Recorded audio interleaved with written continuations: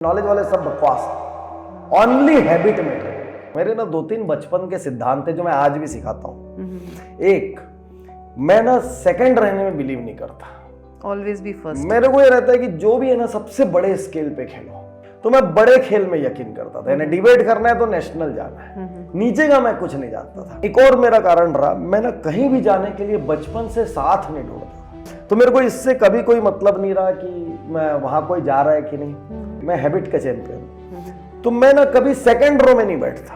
Even मेरे को ना प्लेन में भी सेकंड रो डिस्कंफर्ट दे देती है, मेरे को अनकंफर्टेबल हो जाता हूँ। मैं बोलता हूँ फ्रंट रो एक साइकोलॉजी। फ्रंट में कौन बैठता है? जो इंपॉर्टेंट होता है। फ्रंट में बैठने वाले को कोई डिस्टर्ब नहीं कर सकता, तो पीछे नहीं चाहिए, आगे बैठेंगे।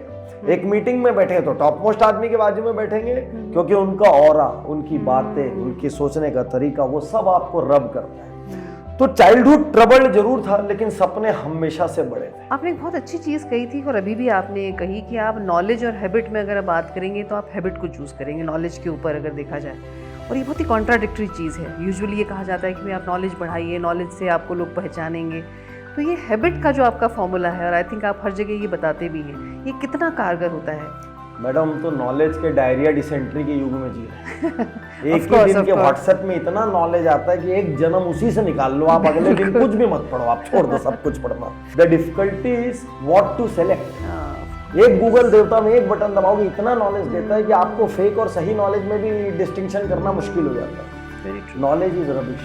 यदि नॉलेज सब कुछ होता तो लाइब्रेरियन दुनिया का सबसे सफल आदमी है। आप उसके सामने एक डायलॉग मारोगे, उसको पूरा पता होता है कि वो कौन सी बुक के कौन से चैप्टर के कौन से पेज का डायलॉग। जिन लोगों ने अंबानी, अडानी, गेट्स और जॉब्स को पढ़ाया है, उनको होना चाहिए फिर सबसे बड़ा।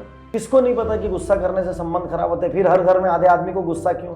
किसको नहीं पता कि स्मोक नहीं करना चाहिए, ड्रिंक नहीं करना चाहिए? नॉलेज वाले सब बकवास है। ओनली हैबिट मैटर करेगी। आप 100 चीजें जानने की जगह एक चीज करना शुरू कर दीजिए।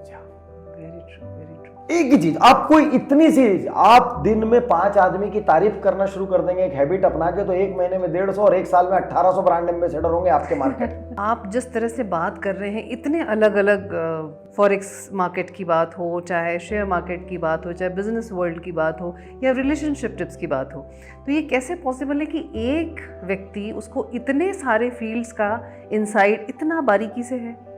मैं ब्लेस्ड हूँ। उसका कारण ये है, नहीं, आप बताना नहीं चाहते? मैं बता रहा हूँ मैं आपको। मेरे में कॉमन सेंस बहुत तगड़ा है। मैं हर आदमी जिससे मिलता हूँ कीर्ति जी, मैं ऑब्जर्व करता हूँ, बहुत तगड़ा ऑब्जर्वर। मेरे लिए ना हर आदमी रॉ मटेरियल है। मैं ना प्लेन में बैठता हूँ, बहुत मजा आता है मेरे को। मैं ना इधर वाले से, जैसे मेरे को नहीं पहचाना तो मैं बात छेड़ दूंगा उससे। मेरे बाजू की सीट पे एक चाय कंपनी का जीएम आ गया, उसने मेरे को नहीं पहचाना। बहुत बढ़िया, मैंने ऐसे ही शुरू किया।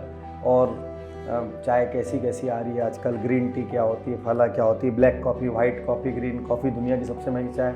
मतलब मैंने उसको उतनी देर ही सांस लेने दिया जितनी देर उसने मील्स लिया। मतलब उसका वजन 1-1.5 किलो कम हो गया होगा फ्लाइट। और मैं जब नीचे उतरा प्लेन से, उसके बाद यदि मेरे को कोई चाय कंपनी बुलाएगी ना स्पीच के लिए, तो उसको लगेगा पाटनी साहब 4 जनरेशन से चाय का धंधा कर रहे हैं। ठीक, तो द बेस्ट थिंग इज, मैं ना ज्ञान देता नहीं कहीं पर, मैं ज्ञान लेता हूँ। मैं खाली स्टेज पे ज्ञान देता हूँ। मैं बहुत गजब कष्ट होता हूँ। मैं ना हर महीने 2 बार ना खुद मैसेज करके किसी आदमी से मिलने जाता हूं, कितना भी टाइट शेड्यूल हो मेरा। तो मैं लास्ट वीक, मान्यवर जो चेन है, 41 साल की उम्र है, 27,000 करोड़ की कंपनी है, जो कि इस साल 30,000 करोड़ हो गई होगी 41 में। और उन्होंने स्टार्ट किया था 10 साल पहले, 12 साल पहले। अब उनके घर में पहुंचा। अच्छा, मैं ही नहीं सोचता मैं कितना बड़ा व्यक्ति हूं, मैं मैसेज करता हूं, मिलने आना चाहता हूं, गप मारूंगा 2-4 घंटा फुर्सत में बैठ। घर पहुंचा, आराम से बैठे, पता चला भाई 41 साल का आदमी हफ्ते में 2 ही दिन ऑफिस जाता है और 4-4 घंटे के लिए जाता है। शहर से 2 घंटा दूर अपना घर बना के रखा है ताकि लोग मिलने ना आए। जंगल में घर बना के रखा है। ठीक, घर में 60 खरगोश और 2 डॉग हैं। 60 खरगोशों को खाना खिलाते डेली, 2 डॉग को खाना खिलाते, 3 घंटा उसमें लगता है, 2 घंटा लॉन टेनिस खेलते, जिम करते, और महज 3 घंटे काम करते, और कंपनी हर साल डबल होगी। ये कैसे पॉसिबल है? प्रोडक्टिविटी। हम क्या सोचते हैं, बिजी रहना अच्छी बात है। मेरे को तो कोई बोलता है सांस लेने का टाइम नहीं, मैं बोलता हूँ ले भी क्यों रहा है। यदि कोई किसी के मुंह से निकल गया ना बहुत बिजी हूं, इसका मतलब बहुत ही बैडली मैनेज्ड है। हमारे यहाँ क्या बिजी को मानते हैं और मैं प्रोडक्टिविटी को मानता हूँ। मैं मानता हूँ जितने सफल आप हैं आपको उतना खाली रहना चाहिए, क्योंकि सफलता का मतलब है आपके सेकंड लाइन आ जाएगी, आपके थर्ड लाइन ऑफ लीडरशिप आ जाएगी, आपके पास एचओडीज आ जाएंगे, तो फिर आप क्यों बिजी हो।